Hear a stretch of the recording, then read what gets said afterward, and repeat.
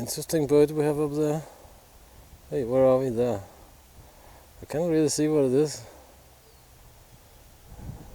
It's an owl. Awesome. It's a big guy.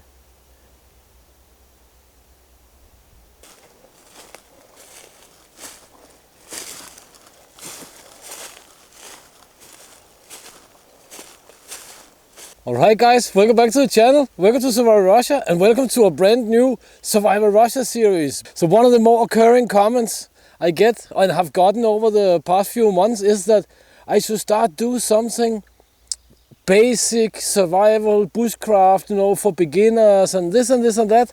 And since I'm reading your comments and listening to you guys, I think that's what we're gonna do.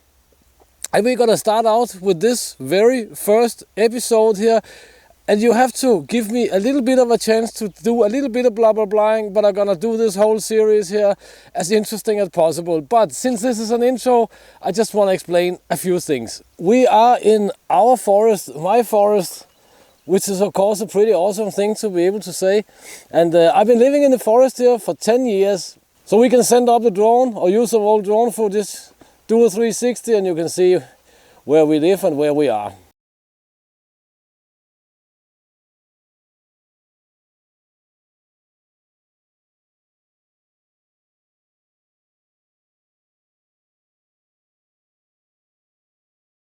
I lived here for 10 years. I've been in the woods a lot, so I think I have something to contribute with. And I've never really done sort of like instructional videos or what you can say. I've just done my camping videos. But the first episode here is gonna be about how to start out, because then we will get to the equipment, the fires and all that funky stuff. But since I want to progress from the very beginning and into outings and overnighters and all that good stuff, then I think we should start from the very beginning, how not to end up in a survival situation. And I have some things here with me that I want to show you as well. But I think I've been blah-blahing enough, so let's get to it. As we say, all survival starts from home, right?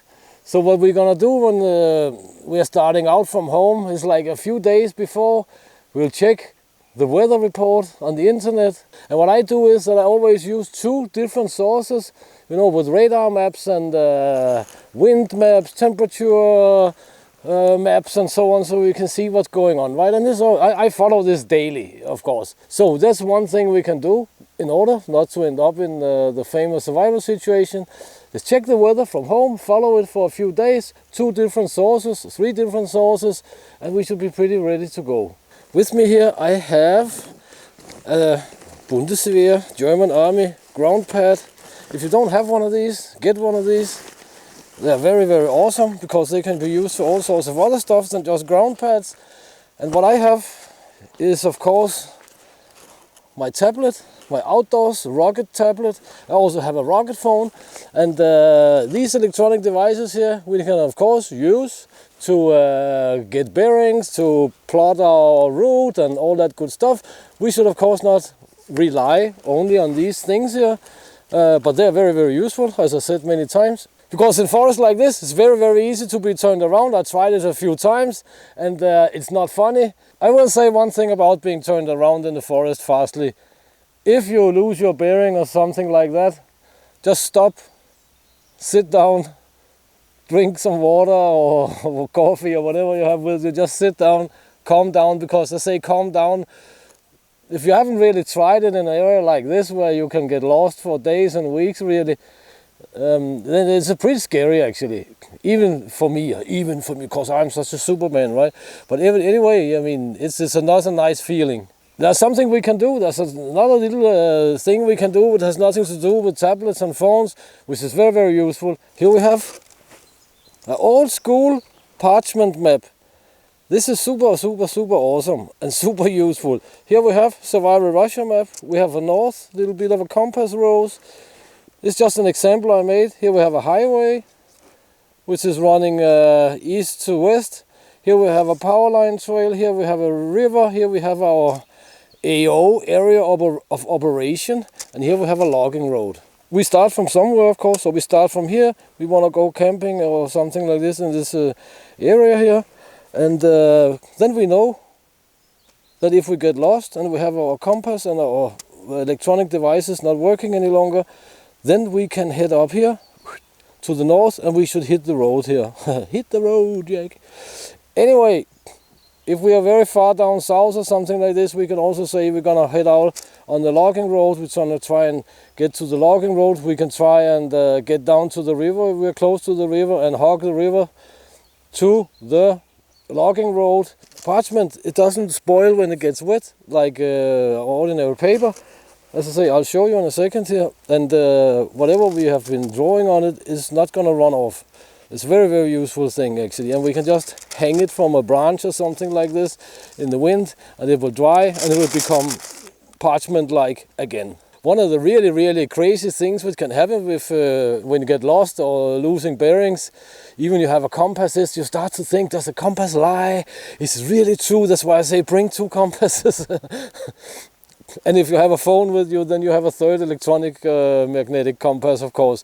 But it's always nice to be able to take a map and say, okay, I'm lost somewhere down here.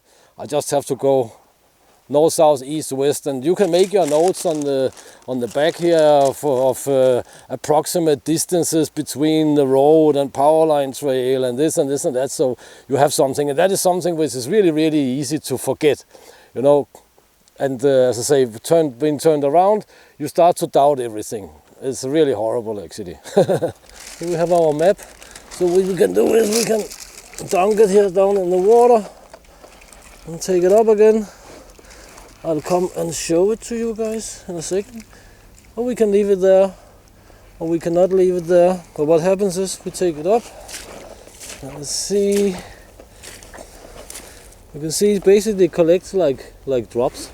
I hope it's are we focusing on the awesome Survival Russia map here? Now we can hear the Trans-Siberian Railroad actually.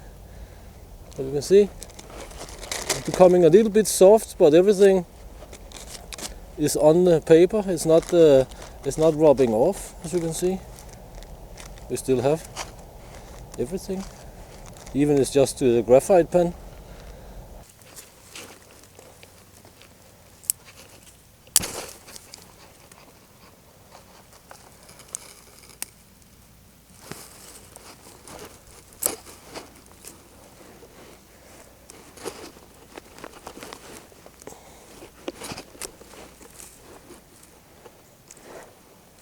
So if we value our roughly made homemade map here, we can make some improvised clothing pins, hang it on a branch in the wind, and it will dry pretty soon, but you can hear that it's still crispy.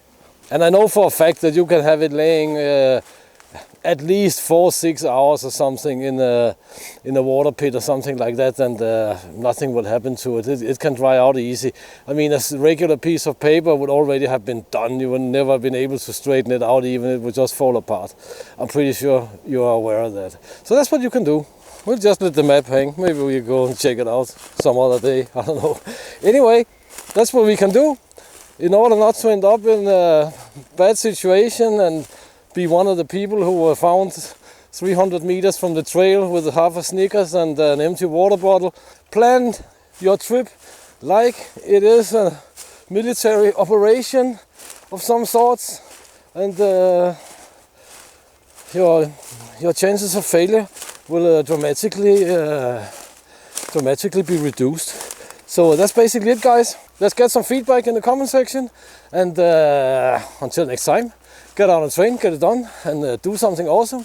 And please take the links in the description and consider supporting the channel projects and all that good stuff. So see you in the next one, guys. Thank you very much for your time.